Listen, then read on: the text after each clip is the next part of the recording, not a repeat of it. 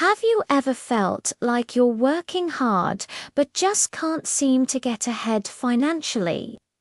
You pay your bills, you save a little here and there, but building real, lasting wealth feels like a distant dream.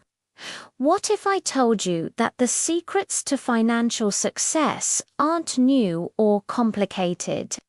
In fact, they're thousands of years old, written on ancient clay tablets from the city of Babylon. Today, we're rediving into the timeless wisdom of one of the most powerful personal finance books ever written, The Richest Man in Babylon by George S. Clason. This book isn't about stock tips or complex investment strategies. It's about simple, profound principles that anyone, and I mean anyone, can use to transform their financial life. So grab a notebook, because by the end of this video, you'll have the 7 cures for a lean purse and the 5 laws of gold that can guide you from financial struggle to abundance. The book tells the story of Arcad, the richest man in Babylon. People were amazed by his wealth and couldn't understand how he became so prosperous when they all started from the same place.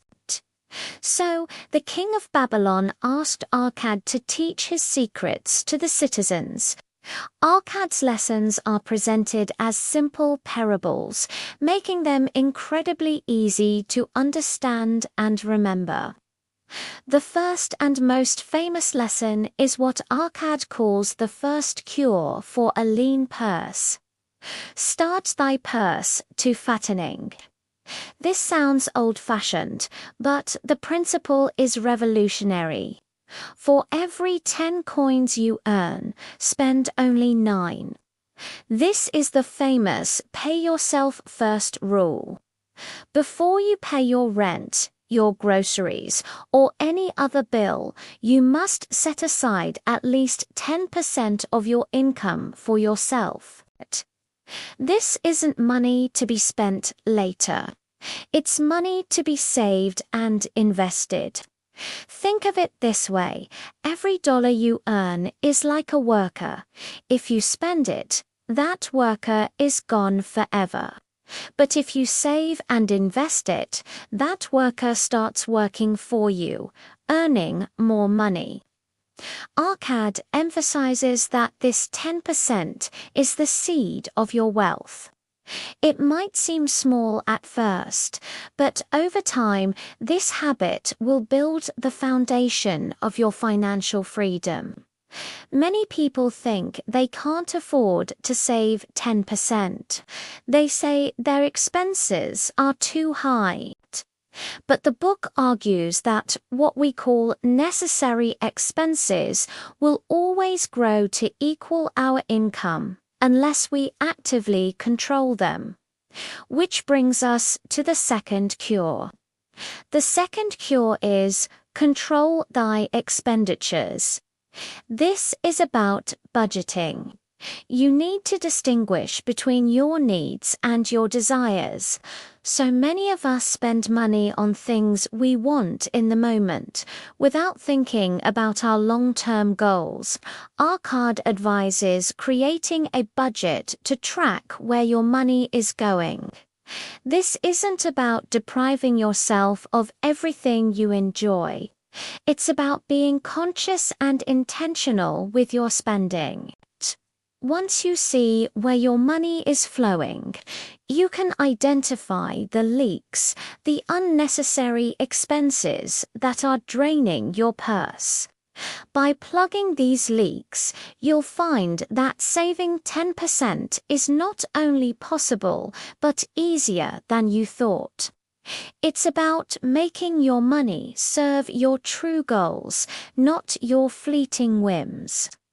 This is the essence of living below your means, a cornerstone of wealth building. Now that you're saving money and controlling your spending, what do you do with that growing pot of gold? This leads us to the third cure: Make thy gold multiply.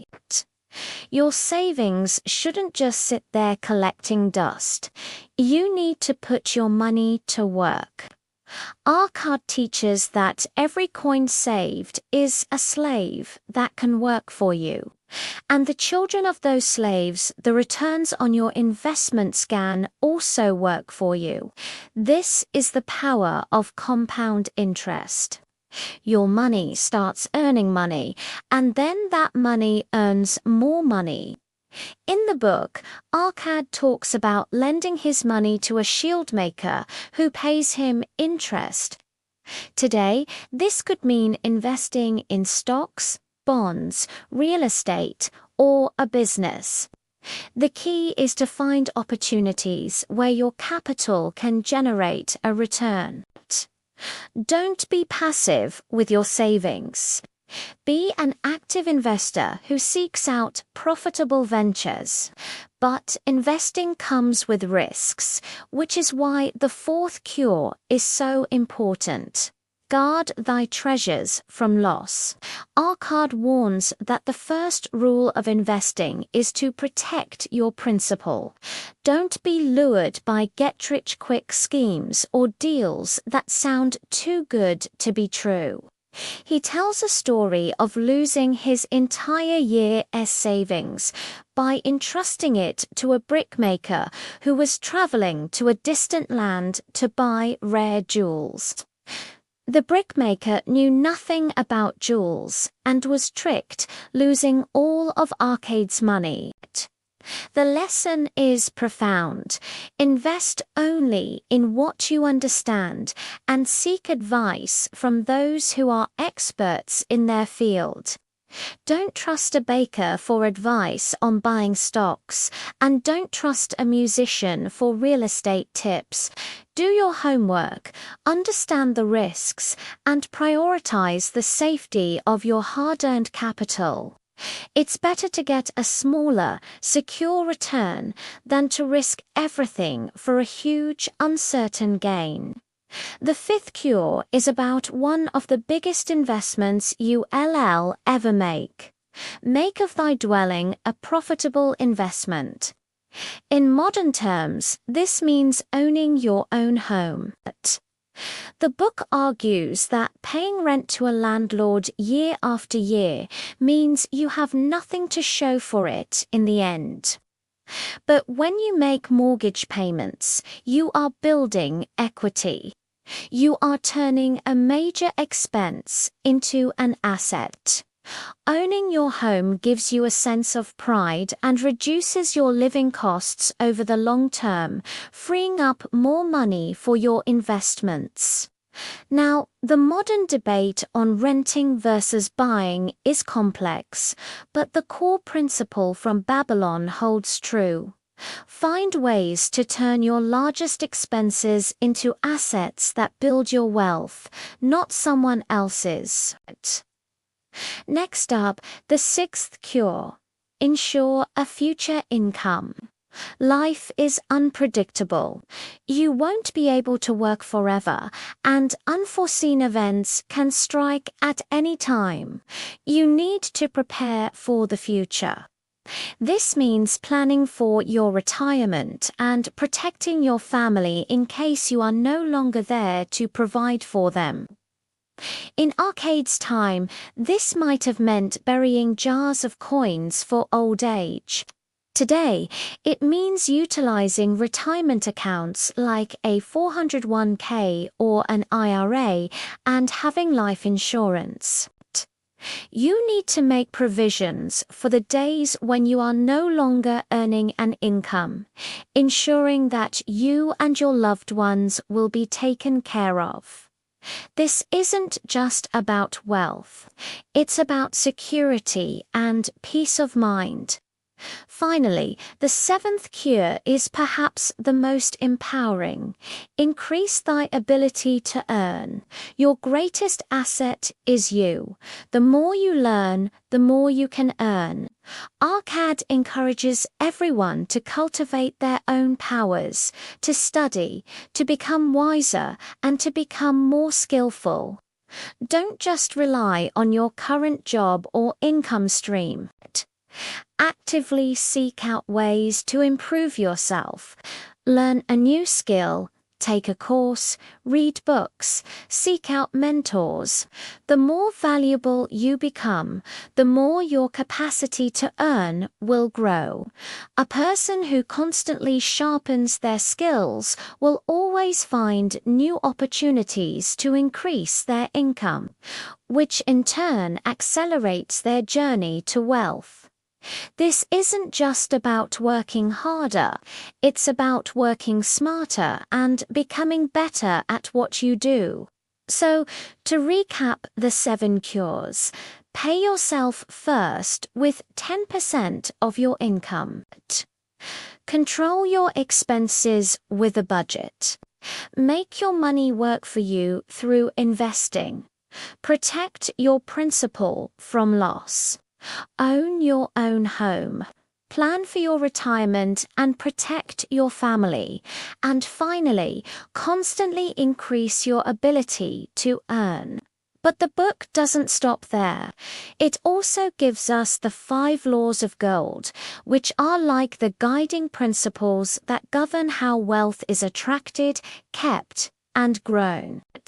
The first law of gold states, "Gold cometh gladly, and in increasing quantity to any man who will put by not less than 1/10 of his earnings, to create an estate for his future and that of his family." This is a restatement of the first cure. Wealth naturally flows to those who are disciplined savers. The second law of gold, "Gold laboureth diligently and contentedly for the wise owner who finds for it profitable employment, multiplying even as the flocks of the field." This echoes the third cure. Wealth grows for those who invest it wisely. The third law of gold, "Gold clingeth to the protection of the cautious owner who invests it under the advice of men wise in its handling." This is the fourth cure again. Wealth stays with those who are careful, seek expert advice, and avoid unnecessary risks. The fourth law of gold, "Gold slippeth away from the man who invests it in businesses or purposes with which he is not familiar or which are not approved by those skilled in its keep." This is the story of Arcad and the brickmaker. Wealth is lost when you invest in things you don't understand. And the fifth law of gold, "Gold flees the man who would force it to impossible earnings, or who followeth the alluring advice of tricksters and schemers, or who trusts it to his own inexperience and romantic desires in investment." This is a powerful warning against get-rich-quick schemes and emotional, impulsive investing. Greed and inexperience are the enemies of wealth. The beauty of The Richest Man in Babylon is its simplicity. These aren't complicated formulas. They are timeless habits and mindsets. It's about discipline, patience, and wisdom. It teaches us that wealth isn't a matter of luck. It's the natural result of following certain laws. By applying these 7 cures and 5 laws, you are essentially creating a system for financial success. Start today. Look at your income. Can you set aside 10%, open a separate savings account, and automate the transfer? Track your spending for a month. Where can you cut back? Start learning about investing. Read books, watch videos, maybe even talk to a financial advisor. The journey to becoming the richest person in your own Babylon starts with a single step, with that first coin you decide to pay yourself. Thank you so much for watching. I hope this summary has inspired you to pick up the book or, more importantly, to start applying these principles in your own life. If you found this video helpful, please give it a thumbs up. And don't forget to subscribe for more content on building a better, wealthier life. Let me know in the comments which of these lessons resonated with you the most. See you in the next video.